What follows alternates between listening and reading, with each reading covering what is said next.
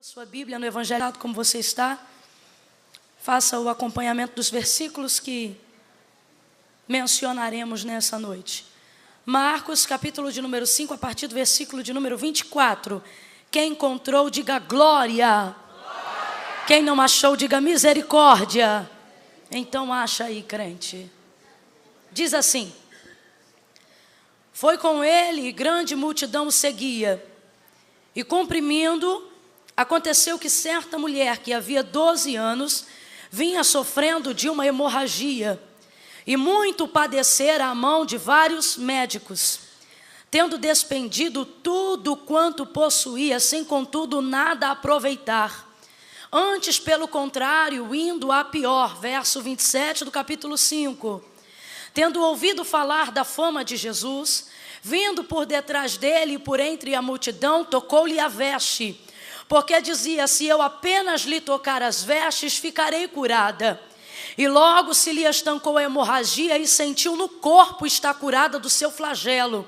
Jesus, reconhecendo que imediatamente dele saíra poder, virando-se no meio da multidão, perguntou: quem me tocou nas vestes? Responderam-lhe os seus discípulos: vês que a multidão te aperta e dizes: quem me tocou? Ela, porém, olhava ao redor para ver quem fizera isto. Então a mulher, atemorizada e tremendo, cônscia do que o que nela se operava, veio e prostrou-se diante dele e declarou-lhe toda a verdade. E ele lhe disse: filha, a tua fé te salvou. Vá em paz e ser livre do teu... Vá em paz e ser livre do teu... Vá em paz e ser livre do teu mal. O que esta mulher tinha não era apenas uma enfermidade, mas o que ela tinha era maior do que uma enfermidade. Com certeza este mal que há dentro desta mulher, e Jesus, quando diz ser livre do teu mal, não está falando apenas de uma enfermidade que a atormenta, mas está falando de doença da alma, que muitas vezes a enfermidade produz quando nós não temos saúde. A própria Bíblia diz, o autor de Provérbios, o sábio Salomão, capítulo de número 13, versículo de número 12, que a esperança que se adia faz adoecer o coração. E ele falando isso, e em um paralelo com a situação dessa mulher, nós entendemos que não estamos falando apenas de uma mulher que sofre de uma hemorragia e de um fluxo de sangue, mas uma mulher que de certo já tem o seu coração adoecido por essa enfermidade, e a sua alma humilhada e abatida por já viver há tantos anos nesse sofrimento prolongado, nesse mal que não se ausenta da sua vida. Nós percebemos, obviamente, que há uma diferença entre os nossos males e os nossos problemas. Problemas, eles podem ser setorizados na nossa vida. Quando nós temos problemas, nós conseguimos colocar eles em algum canto isolado, e assim que nós temos condições de resolver, nós voltamos aonde colocamos ele e tentamos resolvê-lo. Não é isso que nós fazemos com uma conta, não é isso que fazemos com a fatura do cartão de crédito, não é isso que fazemos com alguma coisa que nos incomoda e nos inquieta. O problema, ele não é como uma criança teimosa e desobediente, muito pelo contrário. Por mais problemático que seja uma situação, enquanto ela está no nosso governo e no nosso controle, nós exercemos domínio sobre ela. Tem pessoas que estão aqui levantando a mão, dando glória a Deus e aleluia, e nem por isso a vida é um mar, nem por isso a vida é um mar de rosa. Tem gente que está aqui sorrindo, amando, abraçando as pessoas, celebrando ao Senhor por mais um ano, por mais uma festa, mas deixaram problemas em casa antes de virem para cá. Com quem nós estamos falando? Estamos falando com mulheres como esta mulher, mulheres que sabem setorizar problemas, que têm maturidade e experiência de vida o suficiente para não enfiar tudo dentro de uma sacola e fazer de tudo uma coisa só.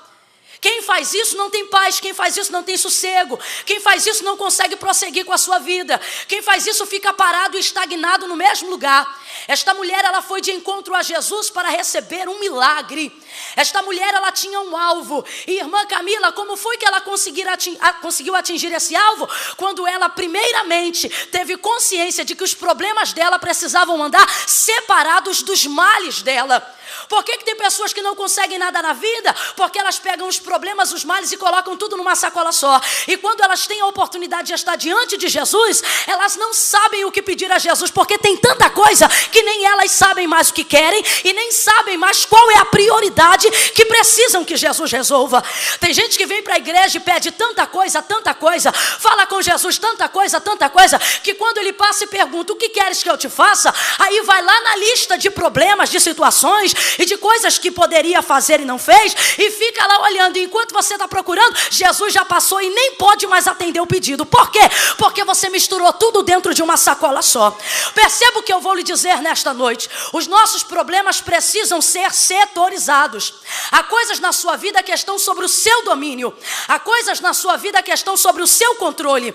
Há coisas na sua vida que estão sobre a sua administração. Mesmo que elas te causem algumas enxaquecas, mesmo que elas te causem alguns problemas. O seu filho, por exemplo, está sobre a sua administração. Sua casa, por exemplo, está sobre o seu governo. Seu salário, por exemplo, está sobre o seu controle. E sobre estas coisas você precisa aprender a organizar. Você precisa aprender a se controlar. Você precisa aprender a administrar. Você precisa aprender a se envolver com aquilo que diz respeito a você.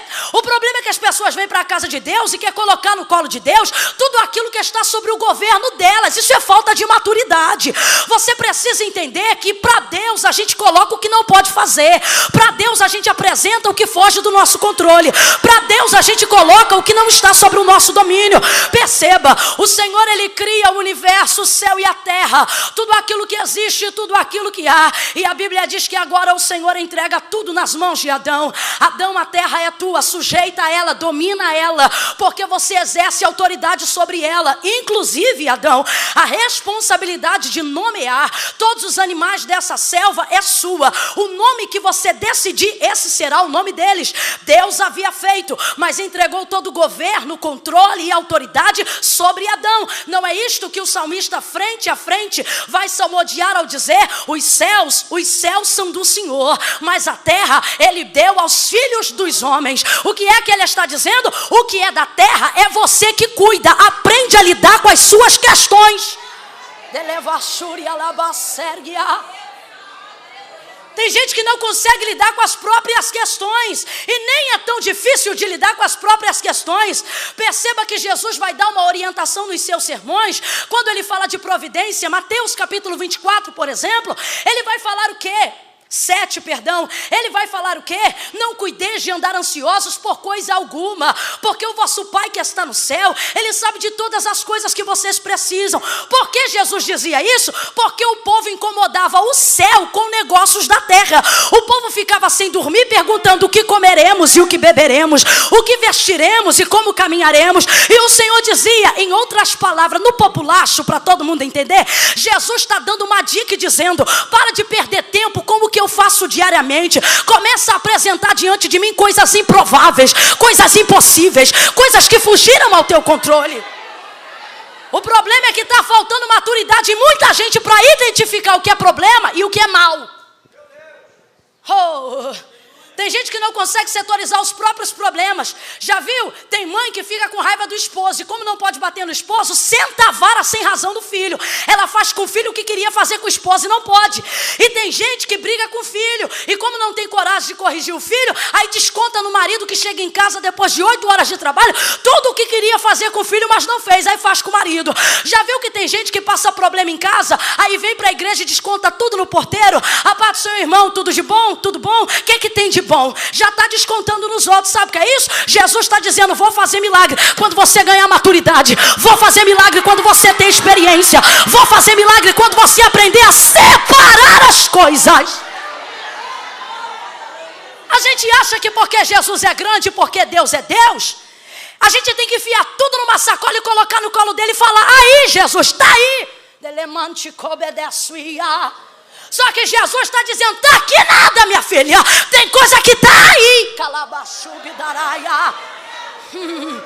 Ai, calamacheria lassúria. Oh, Jesus não vai agir no teu casamento em coisas que você precisa fazer. Jesus não vai entrar para corrigir teu filho tendo você a autoridade da vara. Jesus não vai entrar para perdoar ninguém tendo você a obrigação de liberar perdão. Jesus não vai entrar na frente de ninguém tendo você a obrigação de se expor. Jesus está dizendo: o que eu for fazer, eu farei. Agora, o que é para te fazer, governa a tua vida, administra a tua renda, cuida da tua família, instrui os teus filhos, administra as suas questões. Esse tipo de mensagem parece até herege para quem tem necessidade de espiritualizar tudo. Só que nós não estamos vivendo num tempo onde precisamos ou devemos espiritualizar tudo. Perceba que eu não estou dizendo que não devemos ser espirituais, mas estou dizendo que precisamos agir sobre base de princípios. Se a irmã de blusa amarela, casaco roxo e saia lilás tocar no meu ombro direito, aí eu entendo que é para eu fazer o que eu tenho que fazer. Se o irmão de calça roxa com blusa verde e crachá vermelho tocar no meu ombro esquerdo, aí é sinal de Deus para eu fazer o que eu tenho que fazer. E Jesus está dizendo, e o Senhor está dizendo, e nessa noite os céus estão proclamando: tu não conheces os meus princípios? Tem gente que está com a vida estagnada e não consegue sair do lugar porque depende de revelação diária. E o Senhor está dizendo: a tua vida está na tua mão e eu estou na tua vida. Vai mostrar a tua força, vai que eu sou contigo, vai porque eu te esforço, vai porque eu te ajudo, vai, não temas, Ele é contigo. Oh, aleluia!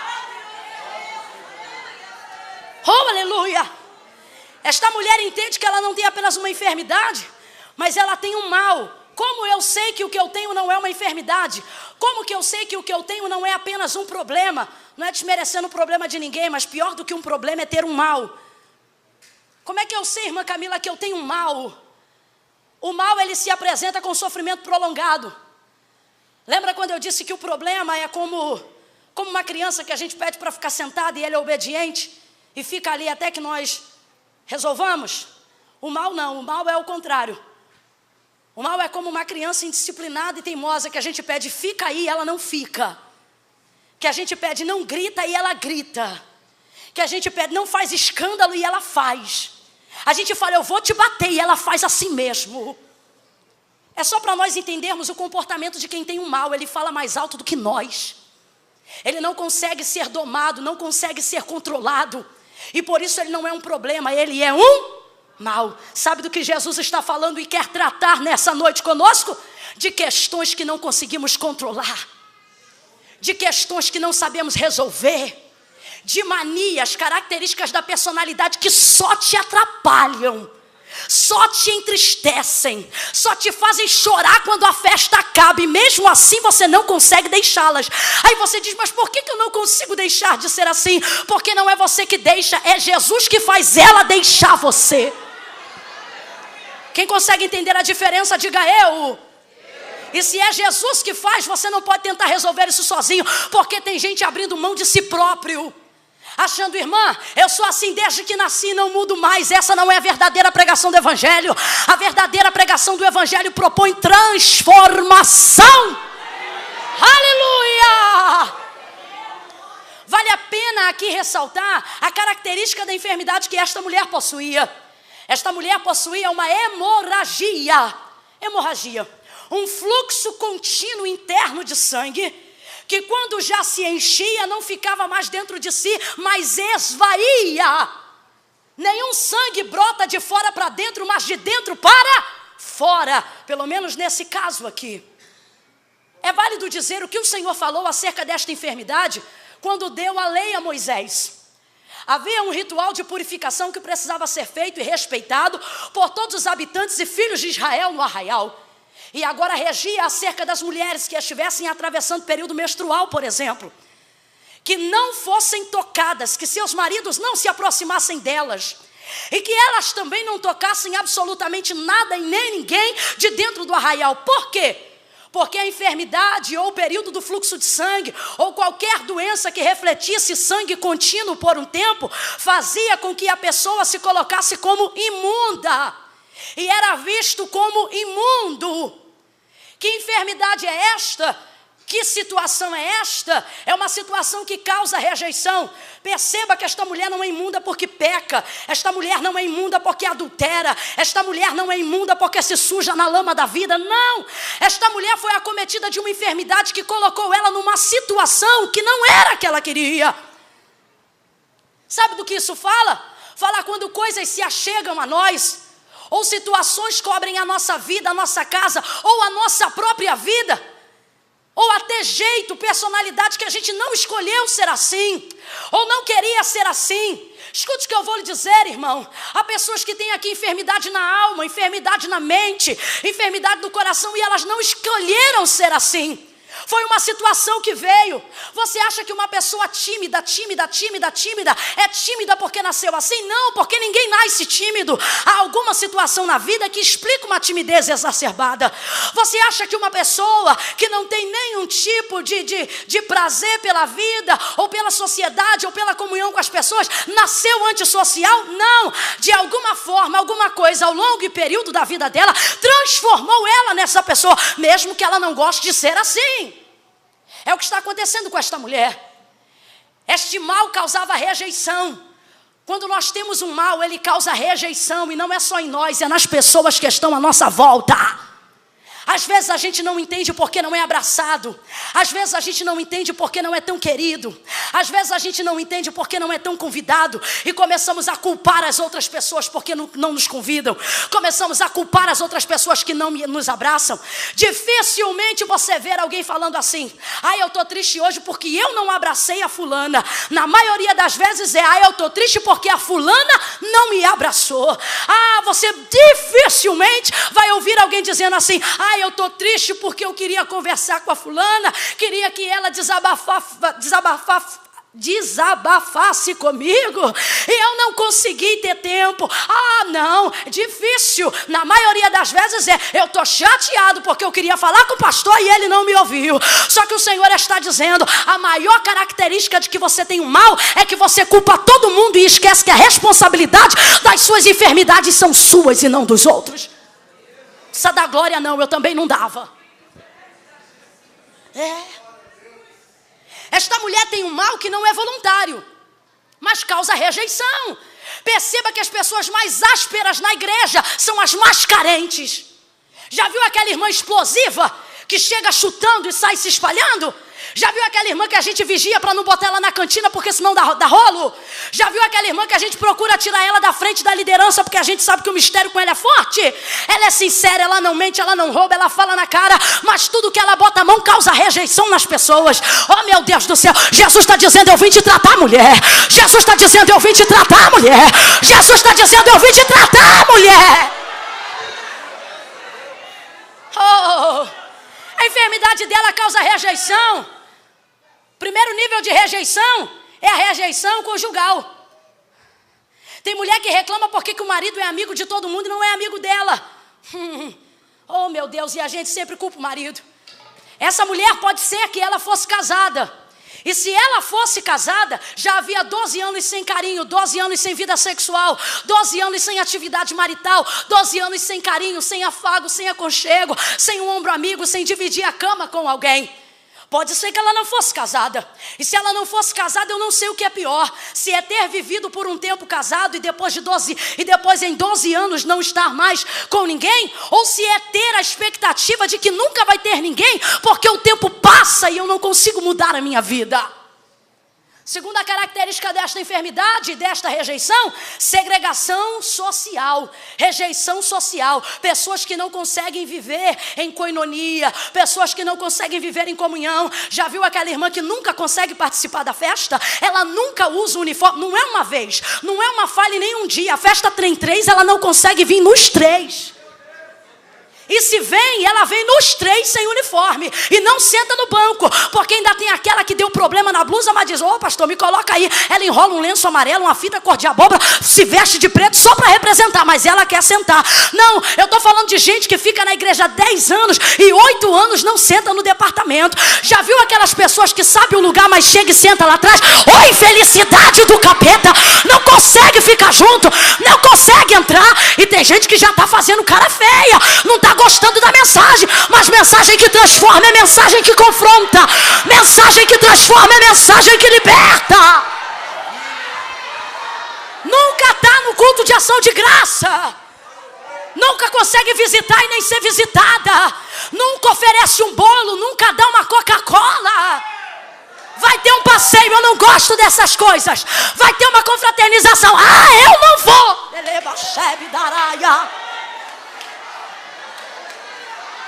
Sabe o que Jesus está dizendo?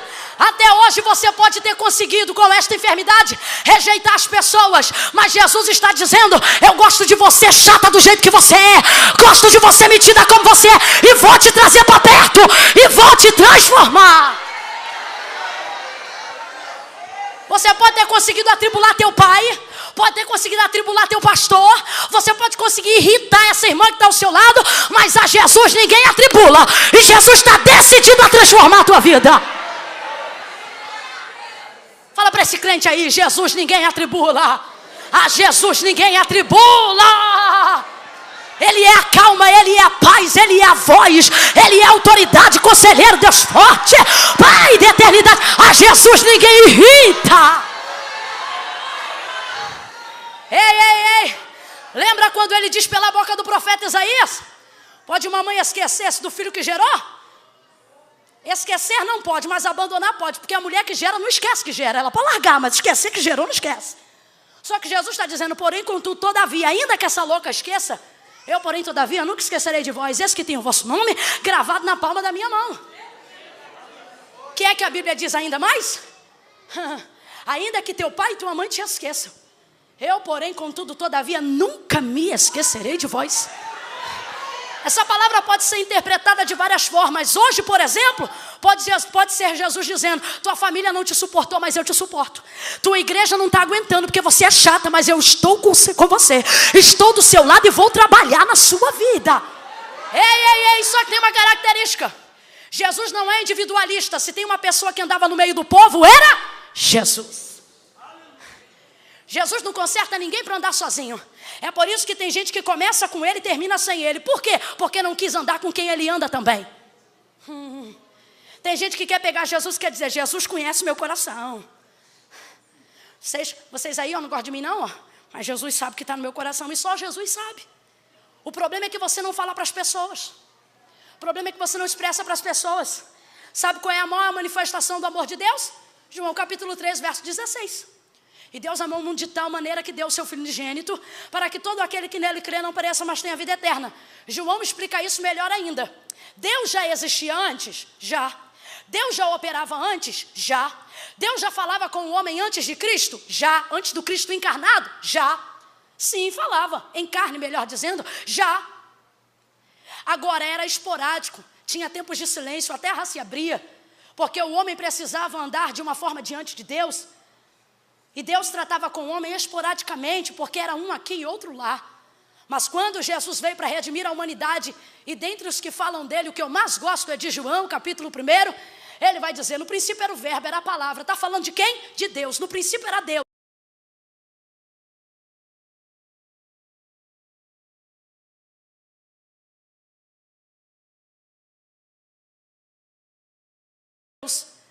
E o verbo estava com Deus, e o verbo era Deus.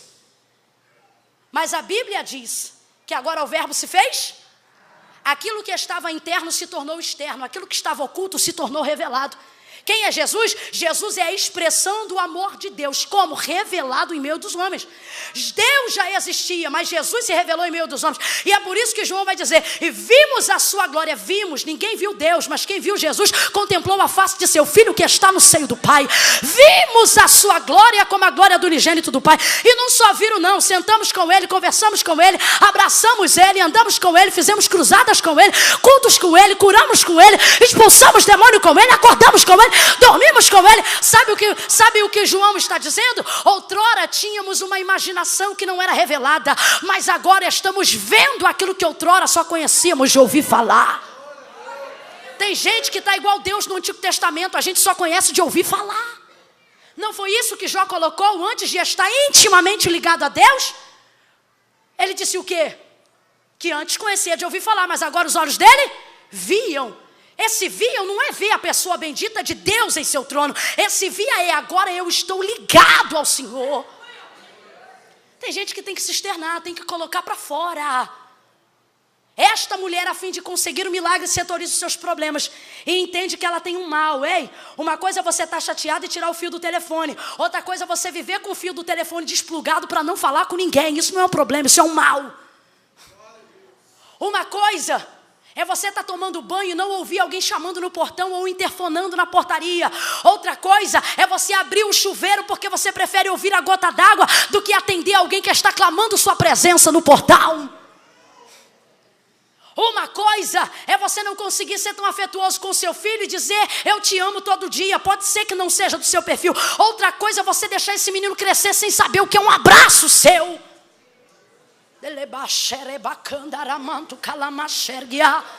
Eu quero que você comece a trazer a sua memória para que Deus comece a executar o plano dele na sua vida. O que é que tem se estendido há anos na sua convivência? O que é que não muda? O que é que não tem sido transformado? Esta mulher tem algo que não muda, algo que não é transformado. Mas ela sai do lugar que ela estava. Por quê? Porque ela ouviu falar da fama de Jesus. Irmã Camila, quem se encontra com um milagre? Alguém que não conhece o nome de Jesus, mas alguém que conhece também a sua história. Sabe por que tem gente que entra e sai por essas portas e não recebe nada? Está tentando conhecer Jesus pelo nome, quer ter vitória? Leia sobre a história dele. Aleluia. Saiba e se intere dos testemunhos de Cristo. Sabe o que essa mulher está ouvindo? Ela está ouvindo os testemunhos e tudo aquilo que ele está fazendo. E como ela recebe isso? Ela se locomove, sai do seu lugar e vai em busca do seu milagre. Sabe o que é isto? Ela investe na sua própria cura. Sabe o que às vezes falta em mim e em você? Investimento na nossa própria cura. Investimento no nosso próprio milagre. Ei, ela não faz isso só quando encontra Jesus. Sabe por quê? O ministério de Jesus apareceu por aproximadamente 3 anos sobre a face da terra. E essa foi a evidência do ministério de Cristo enquanto ele estava entre os homens. 3 anos. Só que esta mulher já tinha uma enfermidade há quantos anos? Há quantos anos? 12 anos. Mas a Bíblia diz que mesmo antes de estar da pessoa de Jesus, ela já investia na cura. Investia na cura como? A Bíblia diz que ela despendia, pastor, de tudo quanto ela tinha. Entrava ano, saía ano e ela ia esvaziando a poupança a fim de investir naquilo que ela acreditava, a fim de investir naquilo que ela precisava. Sabe quem é esta mulher? Uma sobrevivente que não desistiu da vida. Sabe por que você está aqui? Você não está aqui só porque é crente, não. Porque aonde você estava antes de ser crente, ali o Senhor já te guardava. Ali você já investia pela sua própria vida. É verdade ou não? Eu sei que eu prego aqui nesta noite para pessoas que não nasceram num lar evangélico.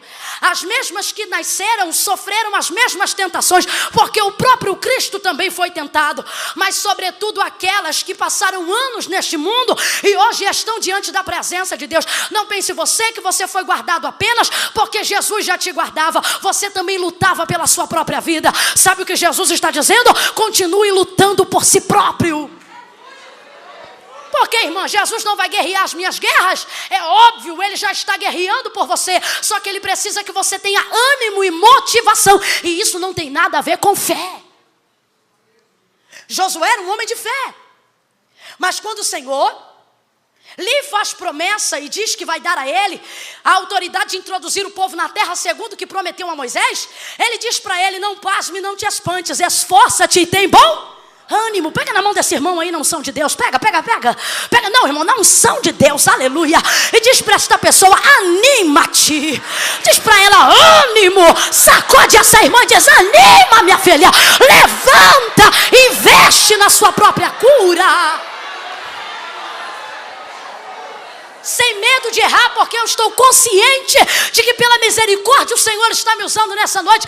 Deus está te autorizando a investir um pouco mais em você. Tem gente aqui que está vivendo a vida para os filhos. Depois os filhos casam e vão embora porque a gente ensina eles para viver para a vida. Jesus está dizendo, viva para quem você quiser viver. Ajude quem você quiser ajudar. Mas não esqueça que você também tem uma vida. Não esqueça que você também tem uma família. Não esqueça que você também tem uma história. A sua história não pode ser viver a vida de outra pessoa. A sua história precisa ter o seu nome.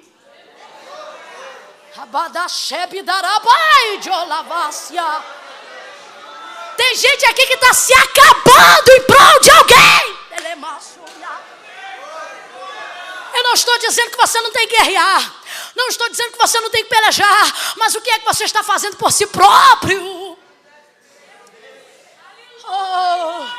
Vou aqui fazer uso da palavra que Mical, esposa de Davi, liberou para ele quando Saul, pai dela, queria o matar. Ela disse para ele: Davi, foge e escapa-te pela tua própria vida. Em tempos de guerra, às vezes, irmãos, a gente tem que fazer coisas pensando em nós. Tem dia que a mensagem é desce, tem dia que a mensagem é perdoa, tem dia que a mensagem é sofre, tem dia que a mensagem é abraça, mas hoje Deus está dizendo: cuida da tua vida, que das tuas coisas eu cuido.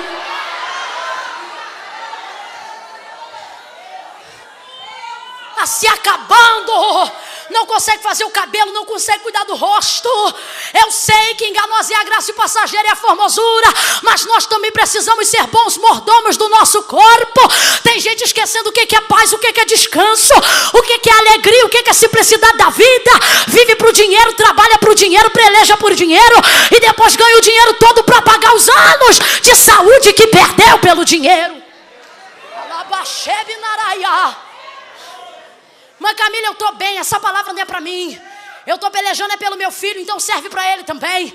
Serve por alguém que você está pelejando. O Senhor está dizendo: além de tudo, faça o investimento certo. Quer que o filho seja pregador, mas só dá tênis de 12 molas, nunca comprou uma Bíblia de estudo para esse menino. Pede oração para as pessoas, mas você mesmo não entra na madrugada por ele. O Senhor está dizendo: a igreja toda pode investir no que você quer. Se você não demonstrar participação no milagre, nada vai acontecer. É por isso que às vezes a gente mesmo fica espantado, porque alguém pergunta: está orando, irmão? Aí a pessoa diz: tô orando. Pô, mas nada acontece. E até a gente que ora fica: pô, puxa vida, mas é verdade. Eu estou orando há tanto tempo e nada acontece. E Jesus está dizendo: tá, você está orando, só que nada acontece porque você ora e ele não faz nada. O que esta mulher fez? Ela fez alguma coisa quando Jesus ainda não fazia nada por ela. Escute o que eu vou lhe dizer, porque você não entendeu não. Sabe o que Jesus está dizendo? Faça alguma coisa mesmo quando ele ainda não estiver feito nada. Não é isso que ela fazia? Vai ver, se ela não tivesse investido na cura há 12 anos e tentado ganhar um restinho de qualidade de vida para continuar vivendo, ela não teria nem encontrado com ele, já teria morrido antes. Quem concorda com isso? Amém ou não amém? Amém. Quem fica em casa e não se medica, não vai perdendo probabilidade de qualidade de vida, morre mais cedo.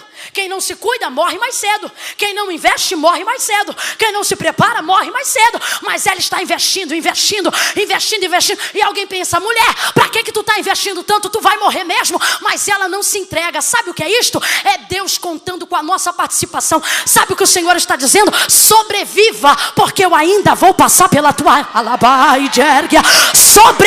Ah, Senhor, mas enquanto ele não passa, sobreviva. Enquanto ele não liberta, sobreviva. Enquanto ele não restaura, sobreviva. Enquanto ele não visita, sobreviva. Faça alguma coisa, porque ele vai passar. Ele vai passar, ele vai passar. Ele vai passar. Já pensou se essa mulher fosse daquelas que senta no sofá e diz assim: se é de Deus, ele vai passar aqui aonde eu estou. Mas não. Ela está pelejando por si mesma. E quem gosta disso? Jesus. Se tem alguém que gosta de ver alguém protegendo e guerreando por si próprio, é Jesus. Mateus capítulo 15, não foi isso que ele fez com a Sirofenícia e a Cananeia? A Bíblia diz que ela sai das cercanias de Tiro e Sidom e que nem uma doida começa a gritar: Senhor, filho de Davi, tem misericórdia de mim. Senhor, filho de Davi, tem misericórdia de mim, que minha filha está miseravelmente endemoniada. Mas a Bíblia diz que ele não lhe respondia palavra alguma. Sabe o que é isso? Hora de Jesus não fazer nada para ver se você aprende a fazer alguma coisa. Aí ele fica lá calado. E ela está dizendo: Jesus, filho de Davi, tem misericórdia de mim, que minha filha está miseravelmente endemoniada. Aí, para completar, depois de se manter em silêncio, quando abre a boca, ainda fala o que ela não quer ouvir. E diz: mulher, não convém pegar o pão dos filhos e deitá-los aos cachorrinhos. E ela diz: sim, senhor, mas também os cachorrinhos comem das migalhas que caem da mesa dos seus senhores. Aí alguém diz: a fé dela é grande, porque ela acreditava na migalha. Não, a fé dela não está revelada quando ela diz que aceita migalha. A fé dela está revelada quando ela diz sim, Senhor, aceitando a condição de cachorra. Quando ela aceita a condição de cachorra, ela está dizendo, tu podes me chamar do que tu quiser, desde que tu me dê o que eu vim buscar. Sabe por que às vezes Jesus humilha? Que é para ver se a gente está disposto a receber o que a gente foi buscar. Quer moleza, irmã? Quer coisinha mole? Come um mingauzinho de cremogema. Quer vitória? Aprende a ser humilhada para receber o que você quer. Ele olha para ela e diz, ô mulher, grande é a tua fé, vai em paz, porque a tua filha já está sã. E desde aquela hora sua filha ficou sã. O que é isso? É alguém que não desiste, é uma sobrevivente. Irmãos, eu sei que tem gente que está aqui que está pelejando para arrumar a promessa, para tomar posse da promessa há anos. E o Senhor está dizendo, sobreviva. Tem gente aqui que está a ponto de assinar a carta de divórcio. Quem já assinou, oremos, mas quem não assinou, o Senhor está dizendo, sobreviva. Lecanto remando e de orebalachurianarabacando relevachominai. Sobreviva. Sobreviva. Meu Deus, eu estou sentindo o Senhor enchendo minha boca para falar de vida. Sobreviva, faça alguma coisa. Irmã Camila, o céu está de bronze, continua orando. Irmã Camila, a porta está fechada, mantenha-se em vida. Irmã Camila, parece que nada se move. Jesus está dizendo, eu estou quieto para ver o que você vai fazer. Eu estou quieto para ver o que você está disposto a aguentar. Sobreviva. Sobreviva.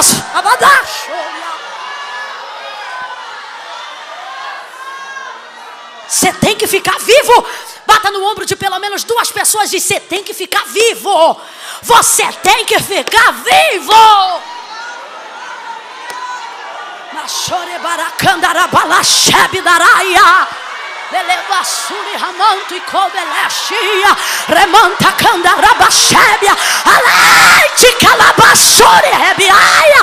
Leite candaraba. Sobreviva. Sobreviva. Sobreviva para ver promessa de Deus. Chorabada xergue alaxúria. Oh, aleluia. Oh, aleluia. Ela dizia, se eu apenas lhe tocar as vestes. Sabe o que é isso? Irmã Camila, quem encontra com milagre? Quem gera expectativa no coração.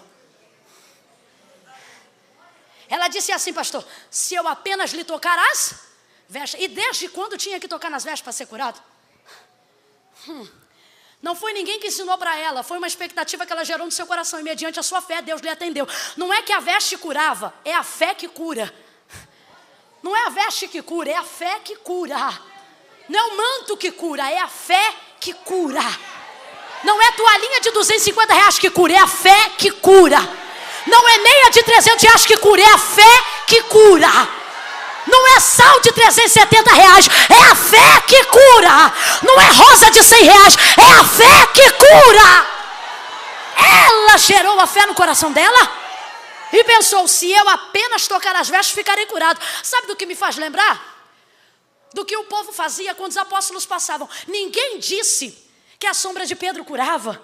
Era o povo que, mediante a fé, pensava, coloca os enfermos na sombra, porque os homens são tão de Deus que vai que a sombra cura. E não é que curava, porque o povo tinha fé. Não é que a toalhinha curava todo mundo. É porque tinha gente que pensava, eu acredito tanto que essa pessoa é de Deus. Eu acredito tanto que Deus é na vida dela. Eu acredito tanto que Deus vai fazer um milagre na minha vida, que basta eu pegar um pedacinho desse pano. E não é que tinha gente que era curada? Mediante a fé e a expectativa que era gerada no coração das pessoas. Diga após mim, é a fé que cura. Rejeite qualquer proposta de evangelho que nega a fé como expectativa de milagre. Aquela mulher gera uma expectativa, não foi ensinada e nem ensaiada. Sabe por quê? Fé não se ensina, se vive. Se eu tão somente lhe tocar as vestes, serei curada. Sabe o que o Senhor está dizendo? E agora eu não apenas prego, mas estou sendo usada pelo Espírito da profecia. e da revelação? Por que é que você parou de gerar expectativa no seu coração? Essa fé contraria a sociedade como nós aprendemos a viver. Sabe como nós aprendemos a viver? Até os nossos pais que nos amam nos ensinam a viver contrários à fé. Na esperança de nos cuidar e de nos guardar, eles dizem para nós, olha, faz o seguinte, não fica nervoso não. Não fica esperando nada não. Porque se acontecer, você foi surpreendido. E se não acontecer, você não fica decepcionado. Não é isso que a gente fala com quem a gente quer proteger? E com isso a gente vai crescendo na vida, aprendendo a não gerar expectativa para não sofrer. Mas Jesus é ao contrário, porque Ele atua no sofrimento. Esse evangelho que te propõe uma doutrina triunfalista onde só vence, não é verdade. Proposta do evangelho também é sofrimento, porque é na crise que o milagre aparece.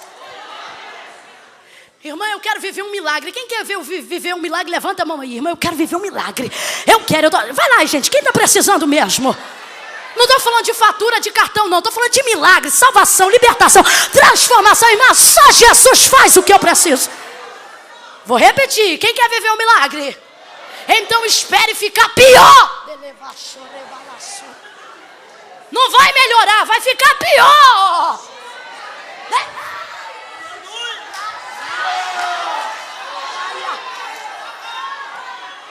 Por que poucos provam do milagre? Porque poucos têm resistência para suportar o pior.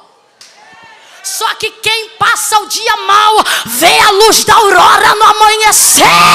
Quem passa o sofrimento vê a alegria. Quem passa a humilhação vê o cálice de júbilo.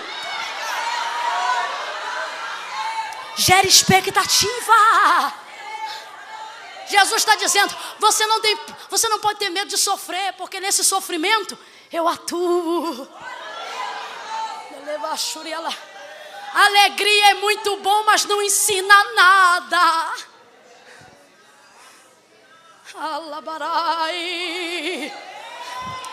Ela gera expectativa. Jesus está dizendo, gere expectativa. Tem gente aqui que parou de sonhar com aquela casa. Jesus está falando através da minha boca hoje, volta a sonhar com aquela casa. Tem gente aqui que parou de sonhar com a libertação daquele esposo, porque toda vez que o culto acaba, pega ele no boteco. Outrora ele podia estar com a barriga para fora e o cabelo desengonçado, mas você olhava e via um pastor. Mas de tanto ficar frustrado, você agora vê um ébrio. Mas Jesus está dizendo, volta a ver um pastor, volta a ver um pregador, volta a ver uma missionária. Você olhava para sua filha, e mesmo com todas as óticas naturais contrariando o milagre, você dizia, vai ser uma missionária. Mas a roupa foi encurtando, o vício pela maconha foi aumentando, e agora você vê uma viciada. E Jesus está dizendo, eu gostava quando você viu uma missionária, porque eu também vejo o que você vê. Eu vejo o que você vê, eu projeto o que você projeta, eu desejo realizar o que você sonha.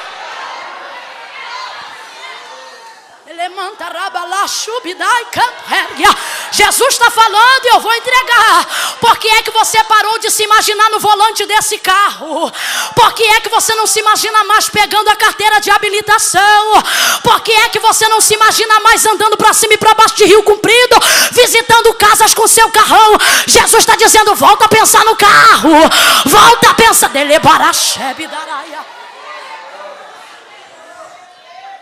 Tem gente aqui que quando começou na fé se imaginava no avião. Ah lá, eu vou um dia andar. Ah lá, Jesus, ai, eu vou. Às vezes Jesus não falou, só que você está falando. E quando Jesus gosta do que a gente fala, é porque Ele mesmo manda a gente dizer. Aí a gente fica lá, eu no avião, eu pregando, lemar. Jesus está falando com gente hoje aqui. Eu cantando. Aí a agenda foi ficando vazia. As pessoas pararam de ligar e te colocaram num ponto de ônibus escuro para você voltar para casa sozinho. Aí Jesus está dizendo, agora que estava ficando ruim, que eu ia fazer, você parou de crer? Volta a pensar no avião, volta a pensar no CD que você queria gravar, volta a pensar no DVD que você queria gravar, volta a pensar. Gera expectativa no seu coração, porque a Bíblia diz que os passos de um bom homem são confirmados pelo Senhor. Ela gera expectativa, e se eu apenas tocar, ficarei curada.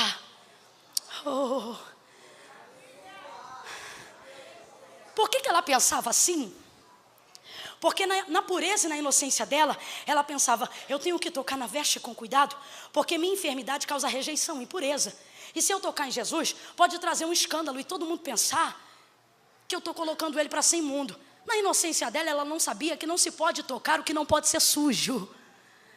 Não precisa ter medo de tocar, melhor dizendo, do que não pode ser sujo. Jesus não pode ser sujo. Não pode, por mais sujo que a gente seja.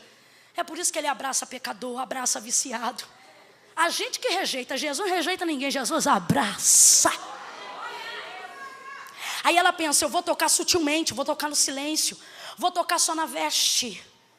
Vou tocar só na veste. Irmã Camila, de quem é o milagre? De quem está disposto a tocar sem sujar. É óbvio que ela não ia sujar, porque ninguém suja o Cristo. Mas hoje Cristo não anda em carne entre nós. Ele usa pessoas. E essas pessoas não podem ser tão sublimes quanto Cristo, não porque não tem um Cristo, mas porque Cristo é só Cristo. E tem gente que para ter milagre, toca no outro, mas toca sujando. Não. Pode estar fazendo tudo certo, mas se tocar para sujar, o milagre não vem. Tem que tocar, mas tem que tocar sem sujar. Tem que tocar com qual intuito? Eu só quero me tratar, eu não quero sujar ninguém. Qual o nome dessa irmã? Maristela? E essa aqui? A Laodiceia fez um negócio comigo, é um exemplo, que me entristeceu, irmã. Hoje eu sou desse jeito porque uma vez a Laodiceia me liberou uma palavra. Hoje eu não canto porque uma vez a Laodiceia me olhou com um olhar meio esquisito. Sabe o que eu vou fazer? Eu quero me tratar, eu não quero manter essa mágoa no coração. Oi, irmã Maristela, eu queria falar uma coisa com a irmã. Eu quero confessar, quero pedir oração. Eu tenho um mal dentro de mim, uma tristeza dentro de mim. Quem quer ser tratado, conta do mal, revela a tristeza. Eu estou muito triste, e quem quer sujar? E quem fez tudo isso foi a Laodiceia. Eu estou tocando, mas para ser curado eu quero queimar a Laodiceia. Quem quer ser tratado não expõe ninguém. Quem quer ser tratado não envergonha ninguém. Quem quer ser tratado aprende a tocar na veste. Sabe por quê, irmão? Veste chega em casa, a gente mete um sabão e limpa a sujeira. Veste, a gente chega em casa, mergulha no amaciante e ela volta a ficar macia. Veste fala de um contato tão superficial e tão sutil que a gente se esvai por causa da cura sem o menor problema. Agora, irmão, homo não lava coração, homo não limpa a alma, comfort não amacia a consciência de ninguém. Sabe o que Jesus está dizendo? Nos últimos dias eu quero curar a muitos. O problema é que para expor a cura deles, eles querem culpar alguém. Por quê? Porque não admite que quem guardou a culpa é ele. Então o problema é dele, mas quer queimar o outro. Jesus está dizendo, para ser curado, fala só da mágoa. Para de expor as pessoas.